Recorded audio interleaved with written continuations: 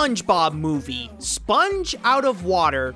I remember back when I was a kid, I was a huge SpongeBob fan, always watching it whenever it airs on TV, buy the DVDs, often watching the original 2004 film, and even got an opportunity to see the voice actors live reading an episode.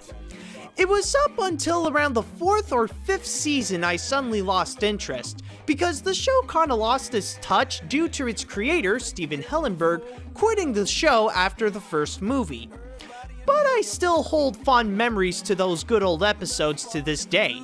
Heck, I even made this painting of SpongeBob's neighborhood in college. But now that SpongeBob and the gang are back on the big screen, will the movie make me feel right back at home in Bikini Bottom, or is the franchise all dried up at this point? Let's find out. The story. You would be surprised over the amount of things happening in this 90-minute film. Trust me, the trailer doesn't even show a fraction of what the story is about. This movie would go all over the place, taking elements from a heist, sci-fi, post-apocalypse, a buddy comedy, time travel, entering a new world, action, superheroes.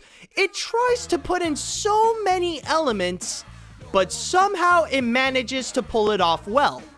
With all these things, the movie tells it in a more absurd and off-the-wall comedic tone, and that's what works in the story. It keeps the spirit of the original show, and it helps that it's self-aware that everything going on is just pure crazy. So the humor is definitely one of the strong points here. That, and it does offer a nicely handled message of teamwork, so it does have a good heart like SpongeBob himself.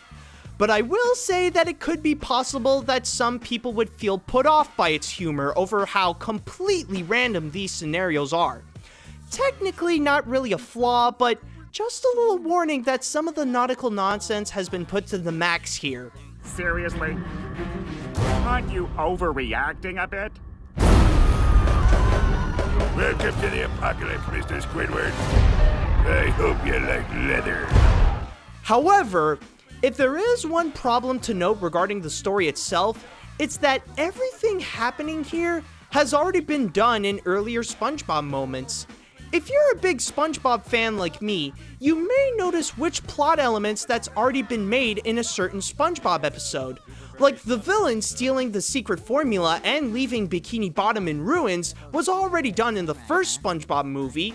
SpongeBob forming a friendship with Plankton and singing a song about it was already done in Fun.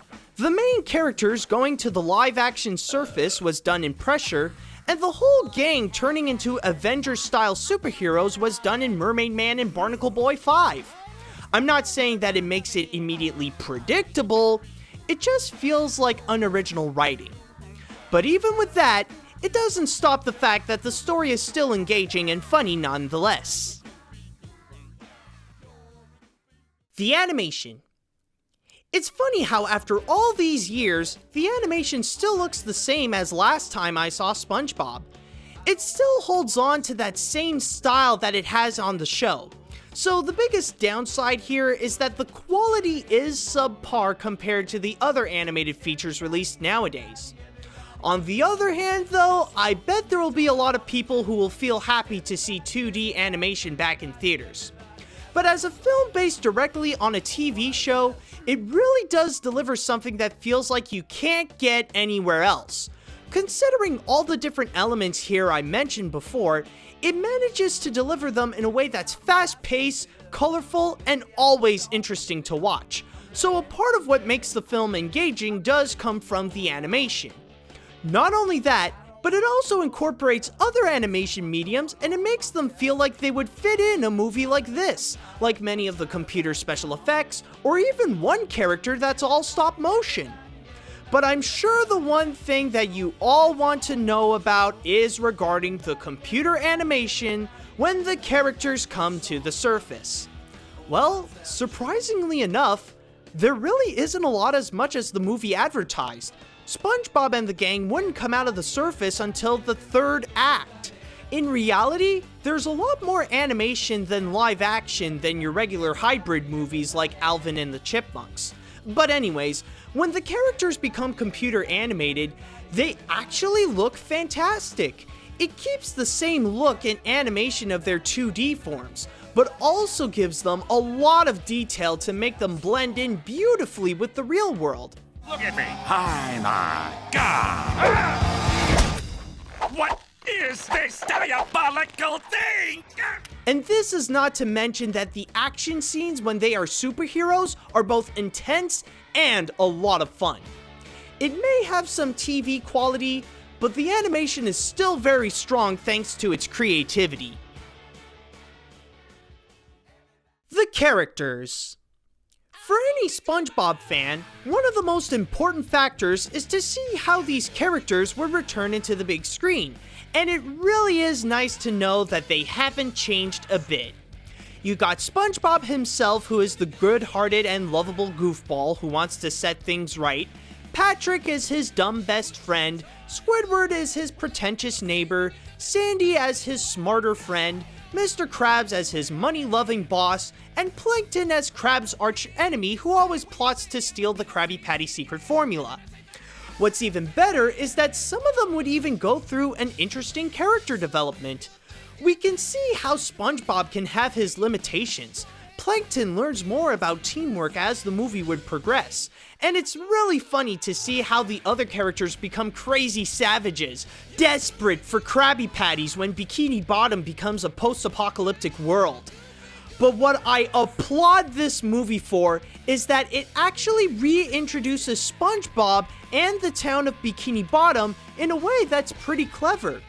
It feels much more welcome to new audiences, and this is something that a lot of movies based directly on TV shows tend to forget to add on. And then there's the villain of the film, Burger Beard, whom in concept sounds interesting and would actually pass as an antagonist in SpongeBob. But in execution, he just feels a little too goofy and doesn't seem to pass as a threat as much as Plankton in the first movie.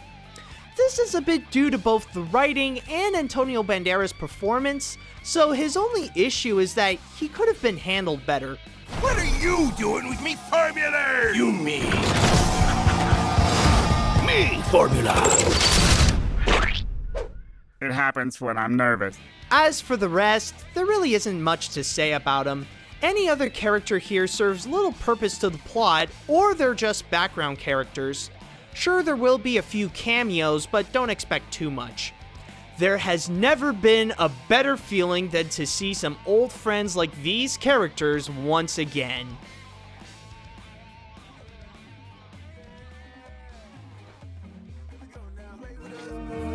Hey, SpongeBob's back. That could probably be the best way to say it.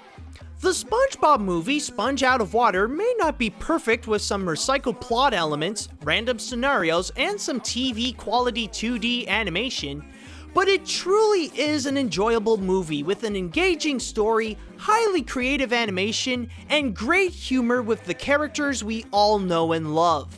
If you had ever been a SpongeBob fan either in the past or present, then this is definitely a must-watch. I even recommend this for those who don't watch the show, since it also works as a standalone movie.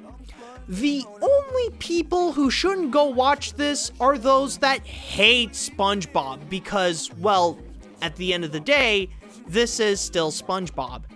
Now, I would like to address again that this is passed more as an animated film despite having a few live-action bits, so this wouldn't be considered a hybrid movie. It's a lot like the first film, still has live-action bits, yet we still consider it an animated feature. What I'm trying to say is that if anybody is wondering that because I looked at this, I'm going to now review live-action / computer animated hybrids like Alvin and the Smurfs, my answer is no.